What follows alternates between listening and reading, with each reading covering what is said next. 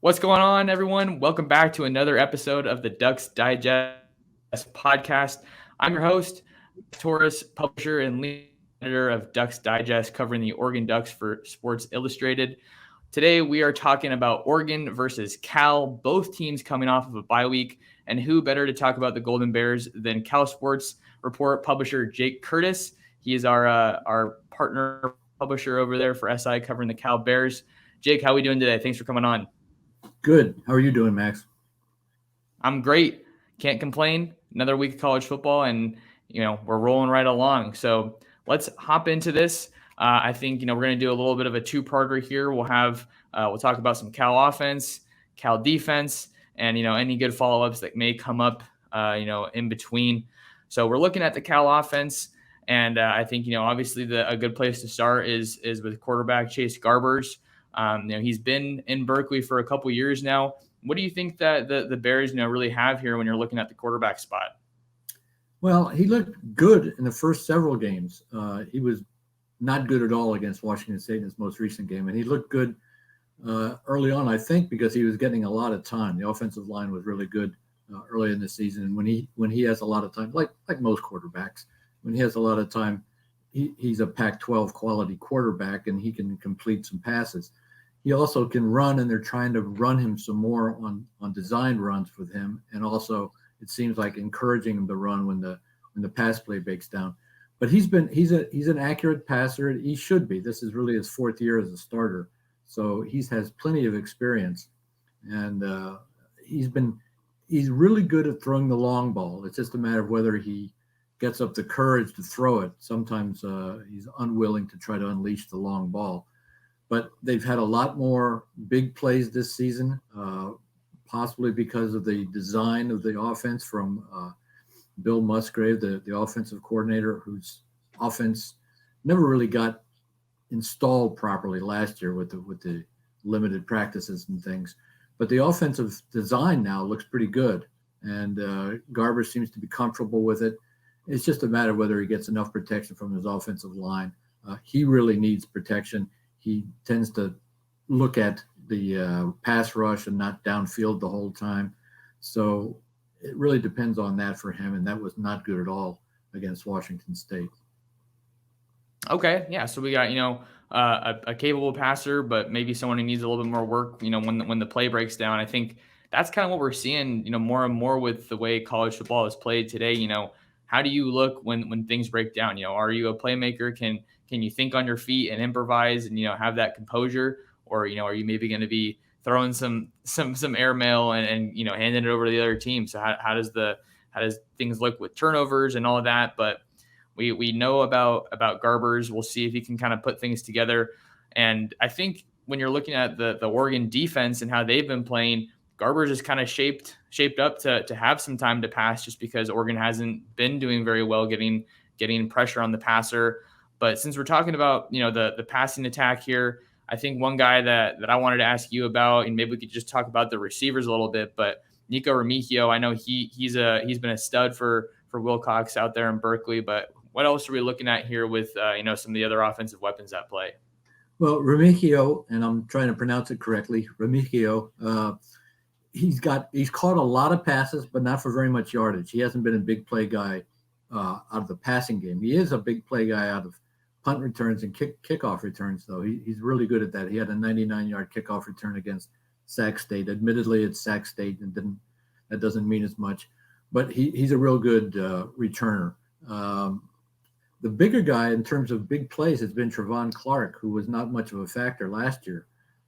They've gotten quite a few big plays out of him.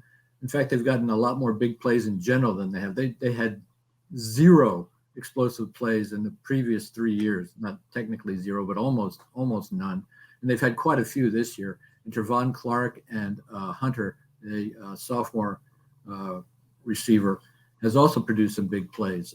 They're not remarkably fast, but they've been able to get behind defenses. And Garbers has been willing to throw those passes.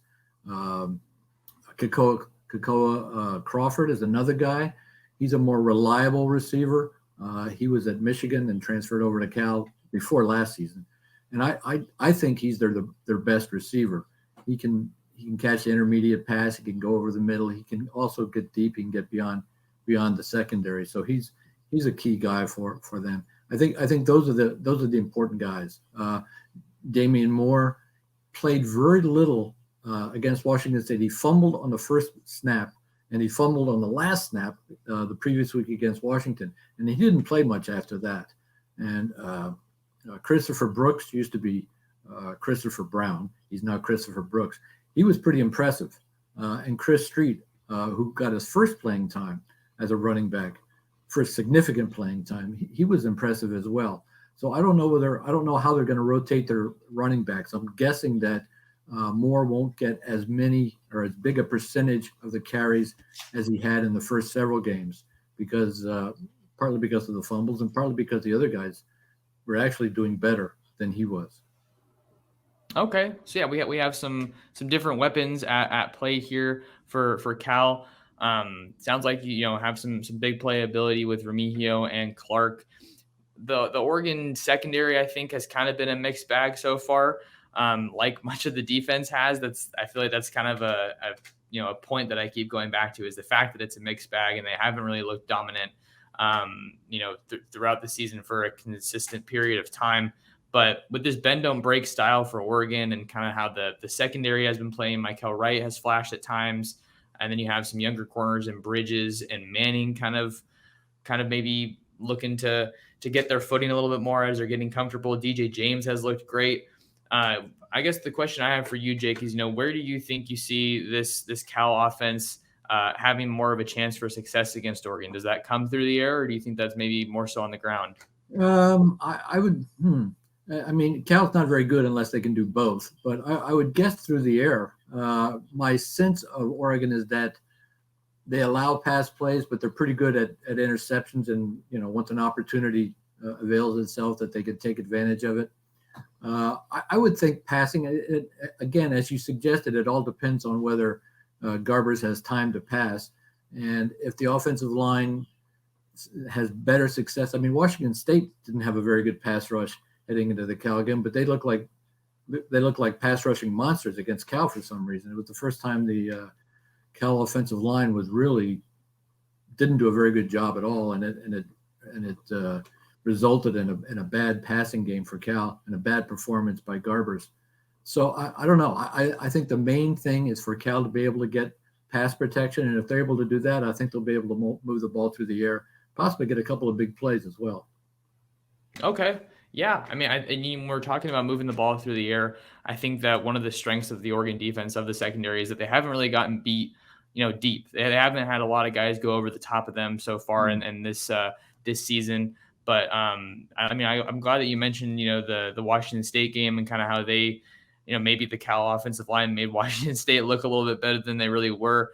And I think that having that opportunity for this Oregon defensive line is going to be huge, because they've just, credit to them. Obviously, they're working their tails off trying to get that push, but it just hasn't been there for this year. But they have a lot of young guys that they're trying to get into the fold here. Kayvon Thibodeau is going to be missing the first half of this one after getting ejected for a targeting call against Stanford, but that'll give some younger guys an opportunity. Swinson's coming back. I know we were talking about that when we were doing some videos for your site, Jake. But let's see. I'm trying to think of what other areas we could kind of go here. Well, I don't know how they're going to handle Thibodeau in the second half. Obviously, they're going to have an offensive tackle, and I don't know whether they'll just keep a back end to double him, or whether they'll double him with a guard. Or I don't know how they're going to deal with him. But they got to do something special, I would think, something unusual to try to deal with him, because Stone had success. Washington State's best pass rusher had success against Cal, and they don't really have anybody that's on the offensive line that's going to be able to handle Thibodeau, I don't think. They might be able to do some things in the first half, but when he's around in the second half, they'll have to make adjustments for that, but I don't know exactly what it'll be. Okay, so it sounded like it might be a good opportunity for Thibodeau to maybe this is the game where we really see him back to his peak form, because like I said, he wasn't at 100% against Arizona, and then maybe just wasn't put in the best positions or situations, I should say, against Stanford. But I think one thing that comes to mind, Jake, when I'm thinking about kind of this game and what's at play here, obviously Cal won last year down there in Berkeley. I think, what was probably surprising to a lot of people, especially after Oregon came off, the highs of the 2019 season. But let's maybe just take a step back for a second and talk about the state of the Pac-12, with regards to this game. What do you think is at play here, seeing that Cal got the win last year, but Oregon is maybe looking like the favorite here, and what Justin Wilcox is trying to do. Maybe let's open that up a bit. Yeah, if Oregon loses this game at home, that's a bad loss. I don't think there's any other way you can slice it. Cal has not played well this year, and they had their worst game against Washington State. And even with a bye, they can't repair everything in a bye week. If Oregon is going to get into the college football playoff, they can't lose any more games. And they need help elsewhere as well.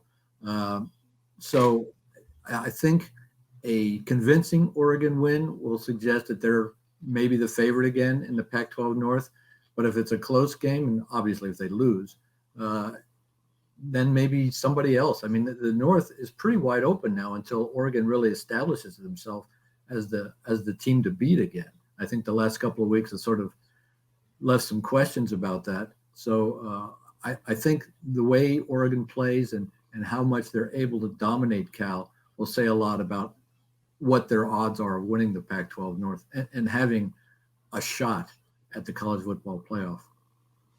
Takes me back to the Stony Brook game and kind of what the mood was like in Eugene prepping for that one. Coming off a huge win, a game that a lot of people didn't really give them a shot in against Ohio State. I remember Cristobal said when I was asking him, how we respond and approach this week is gonna tell us if we're on the trajectory to be a really great team or just a really good team.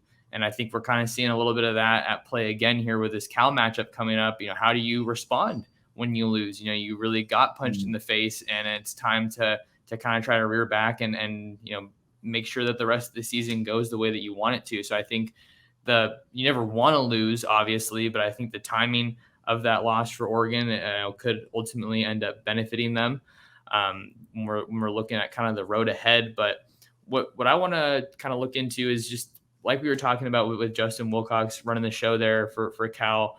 I think it's a much different program than Oregon, right? They've never really been the heavyweights on the recruiting trail. Mm-hmm. I feel like they're not usually looked at as a top dog here in the Pac-12. So just kind of take us inside the program, Jake, if you could. What do you think success looks like for this Cal team that is obviously at a different stage than Oregon? Yeah, I don't know how the coaches look at it technically, but I think the observers look at it in terms of a bowl game is sort of a successful season for them, which is a little bit different from Oregon. They sort of assume they're going to be in a bowl and they're looking for bigger things. But I think they think in terms of a bowl game, a winning season. I think a losing season, which is the way it looks like now, would be a major disappointment. They thought they had a chance for the Pac-12 North title. They did last year too, and then last year was a weird season. You can sort of throw that out. But I think if they don't have a winning season, that's bad. Now Wilcox isn't on the hot seat at all. Even if they lost the rest of their games, I don't think he would get fired at this point unless he did something, off the field that caused it. And that's not Wilcox. Wilcox is pretty squeaky clean. But at this point, I think they're just looking to show progress, and they haven't. This season, they haven't shown progress. They looked pretty good, or good enough, in the first couple of games. They didn't play great against Nevada, but they showed potential. And they played pretty good against TCU, and those are two games they could have won without just a couple of plays different. But 1-3. That's not what they're looking for, and it's going to be a real disappointment if they end up 5-7, which is sort of what it looks like right now. And they're never going to. They don't really target the high profile guys. They try to target guys that sort of fit their image of character and who sort of fits the kind of program they have. It's a little different recruiting focus and that of course limits them in terms of how far they can go, how high they can seek to be in the Pac-12. I don't think in the near future they're ever going to be a perennial contender, in the Pac-12. I think there may be an off year where they might be able to do that. I thought even this year they might be able to do that, but it takes some breaks for Cal to get there. They have to be not injury free, but pretty close to injury free to do that, and they're still in that kind of category. Okay, so we're getting a little bit of a look there at kind of what the program's looking like, and maybe what's at play, and how maybe the standards are a little bit different, and because obviously Oregon has a lot more momentum, I'd say, heading into each season, and everyone is coming off the COVID season of 2020 with a little bit of a head scratcher, because I feel like even the really good teams, I feel like can we maintain that consistency? Can we keep it playing at a high level? And then the low teams that maybe we're struggling a little bit more, we're kind of left there. What are we able to take from this? And did we really see our full season? Because I know you were talking about this offense, about Musgrave, not necessarily being able to get everything in place that he maybe wanted.